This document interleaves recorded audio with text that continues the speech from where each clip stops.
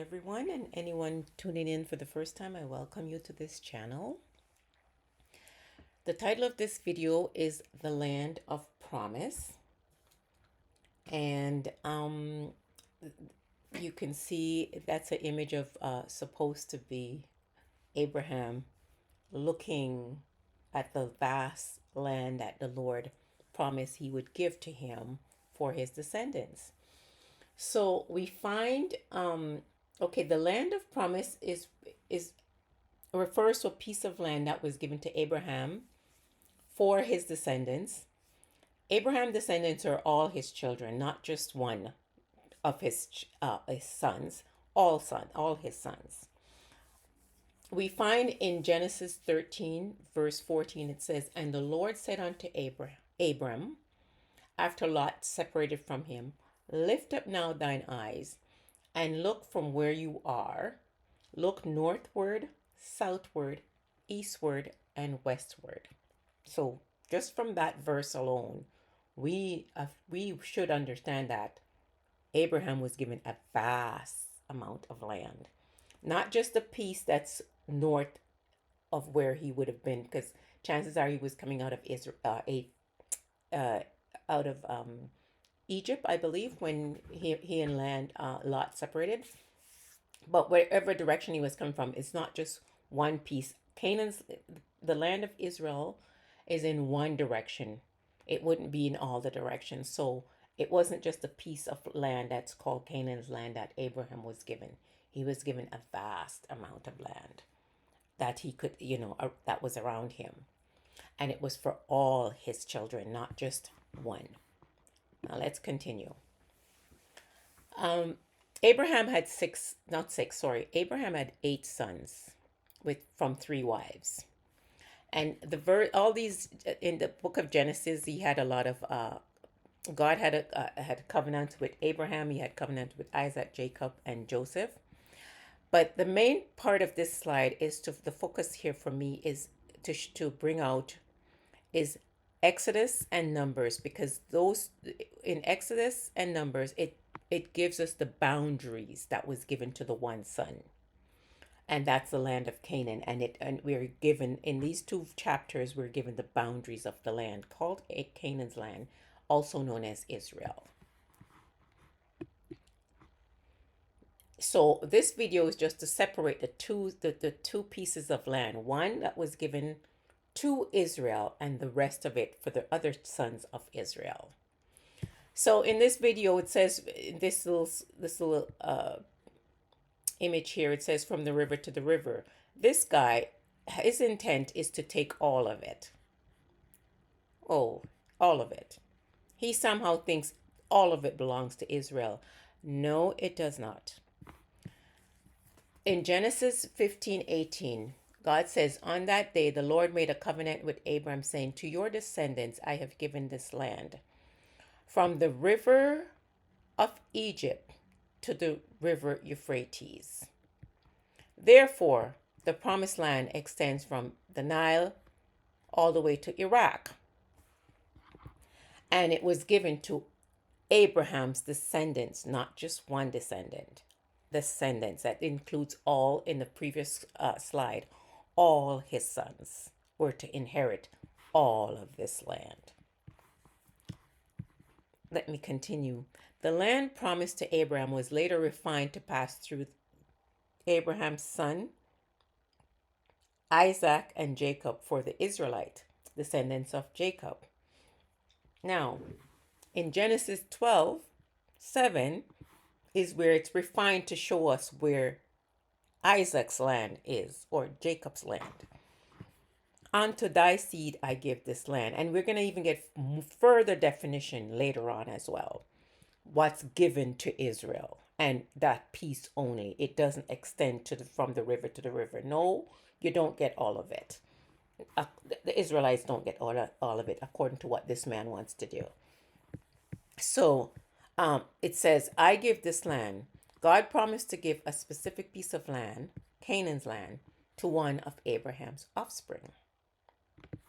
Okay, let's move on. Now here is where we get the piece that's given to the one of Abraham's offspring, which is Isaac, Jacob, later the Israelites.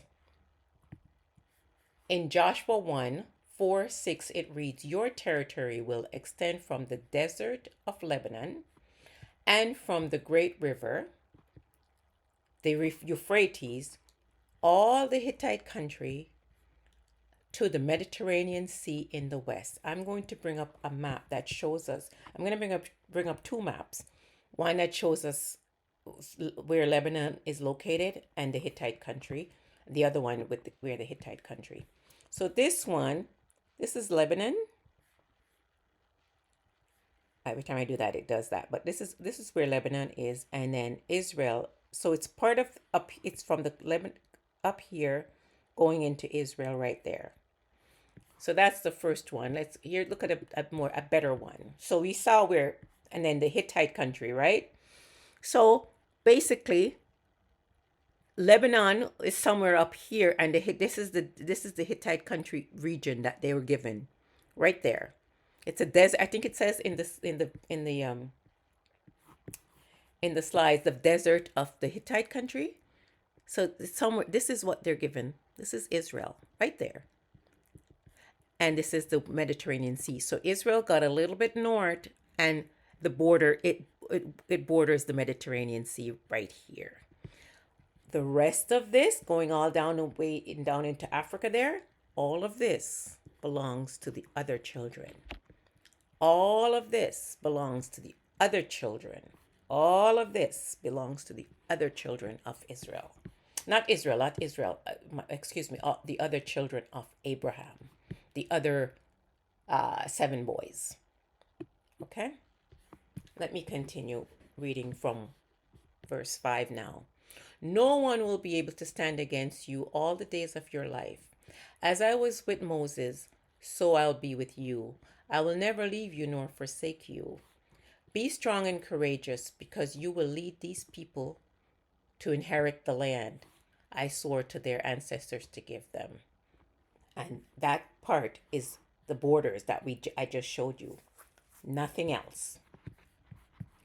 Now it says they were given. Joshua is speaking directly to Joshua, because Joshua is the one that's going to lead the people to the land. And anything he would pass on to Joshua, instruct Joshua, Joshua would then instruct the Israelites as well. Be strong, be courageous. All of that stuff, he's going to pass them on to the Israelite as well. And it says, let me continue. It says, "Be careful to obey all my laws my servant Moses gave you. Do not turn from it to the right or to the left, that you may be successful wherever you go." So that's the instructions Joshua was given, and he would have passed it on to the children of Israel. Now, when God gave them the land, and they were in they're on their way to the land, in Deuteronomy and other books, it talks about the conditions. God didn't just give them the land free, willy-nilly. You go in there and you run that thing. You do what you want to do. You can obey me. You don't. No, no, no, no, no. Obey my laws. So, and it says in Deuteronomy, it says you get blessings when you obey, and you get curses when you disobey.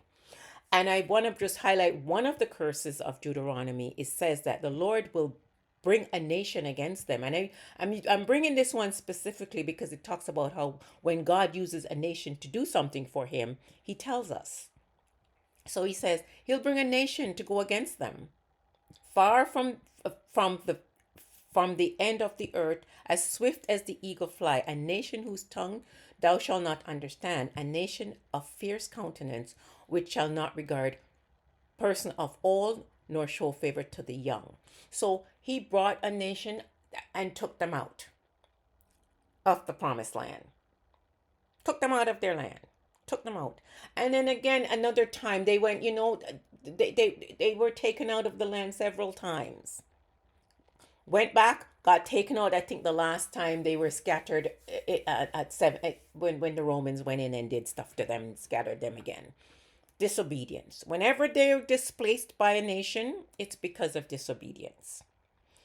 But God never once told us that He'll use a nation to return them to the land. We have to understand and be honest with the scriptures.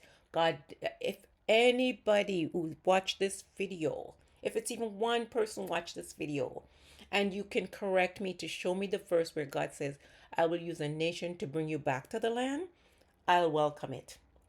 And I'll be open to what's happening. But right now, because I don't see that in the scripture, I can't be open to what's happening there in our current time. God says there will be a mass return of the Israelites to the land of Israel. Again, reference all these scriptures I have in this video. I leave this. I reference the scriptures because I want you to go and read them yourself. It's another way of me forcing people to do Bible study because I do them. I want you to do them as well. So it says, God says, when I have brought them again from the people and gathered them out of their enemy's land, and am sanctified in them in the sight of many nations. So God is saying He will bring them back there. He will bring them back to the promised land. He's booted them out. He'll bring them back. He used nation to boot them out, but He says He'll never use a nation to put them back. He says, I will bring you back. And in the scriptures, we know how God does it. God uses His angels to, He says He'll gather them from the four corners of the earth. He'll send the angels to do it, not man. The angels will bring them back there. And in my previous video, I think there was in the book of Esther, and there's other parts where he says he gives us some little spots where he'll do some gathering of the people, but he never said he'll ask man to do it. He says He will do it. In my previous video, God will do it, and God will do it with His angels, not with man. So how am I to support what's happening over there when I know the occupation was man-led, man-driven, done by man, and God didn't give them instructions to do it the way He instructed Joshua? I cannot be on board with what's happening over there. So with that being said, I want to conclude with saying this. God, the greatest commandment God gave us, according to the Lord Jesus Himself, the Messiah, Yahushua Himself said, is love. The greatest commandment is love. And in the 10 Commandments, we're told to love our neighbor as ourselves. Love thy neighbor. I wouldn't want what's happening to the people there, I wouldn't want that happen to me.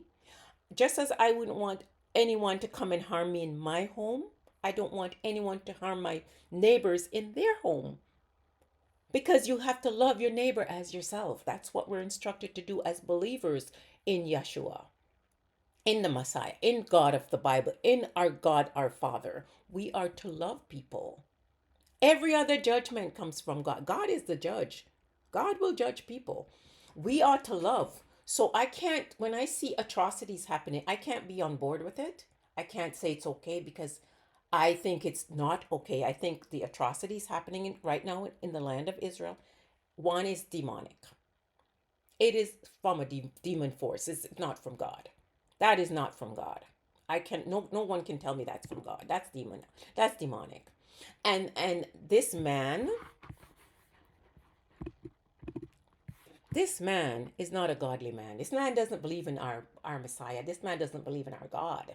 So how am I going to be on board with someone like this who wants to take other parts of land that has nothing to do with Israel and was not promised to Israel, and he wants to take other people's land? I'm going to be on board with that? Absolutely not. Absolutely not.